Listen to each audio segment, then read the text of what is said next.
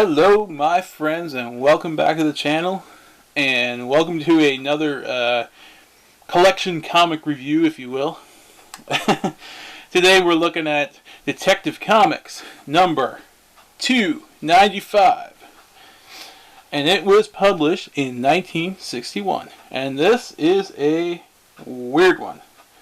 So as you can see, Batman and Robin on the cover here are fighting some sort of a creature, which is depicted on a Egyptian hieroglyph in the background.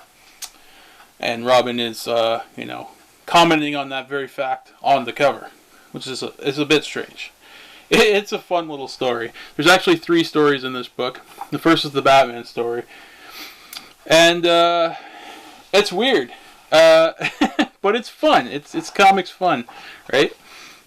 Essentially what happens is they go to Egypt with this professor dude for some reason, and these creatures start attacking him, and they're using the paintings to sort of defeat them, basically. And then they realize that, these creatures must have come from the past if the, hieroglyphs were there depicting on what happened.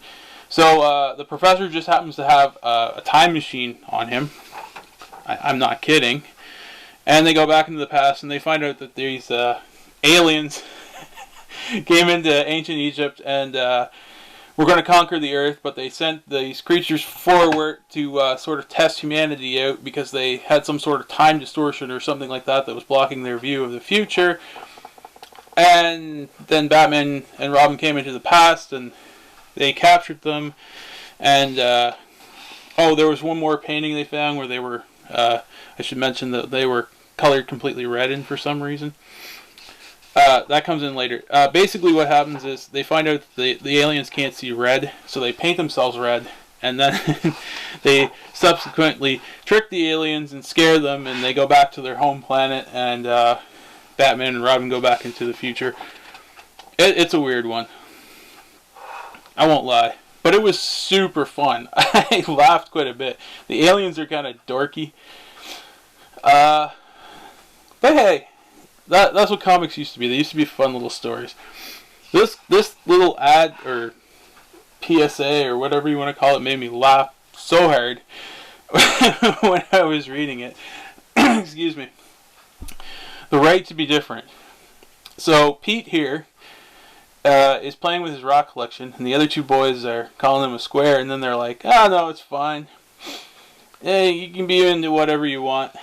It's much funnier when you read it, but it's just funny to see stuff like this over a rock collection. Oh yeah, yes, square.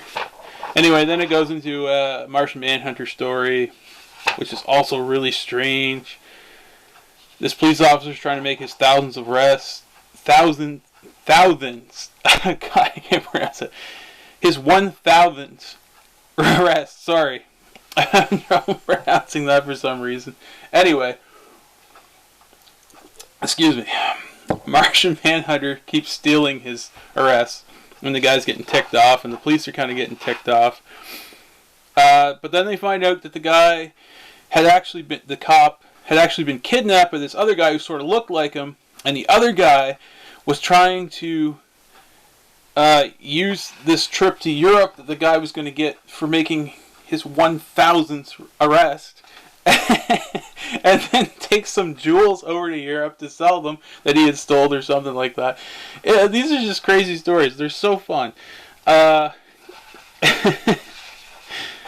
then there's an Aquaman, Aqualad about this cursed ship, and the guy keeps warning them to stay away. And he talks about all these people to try to rescue him, and then they just end up getting killed mysteriously because he had found this treasure and it was cursed. At the end, they find out that the bottom of the boat has all this machinery in it that's causing all of the accidents. And they break in, and then they find out that all the guys, and God, flip page. Come on.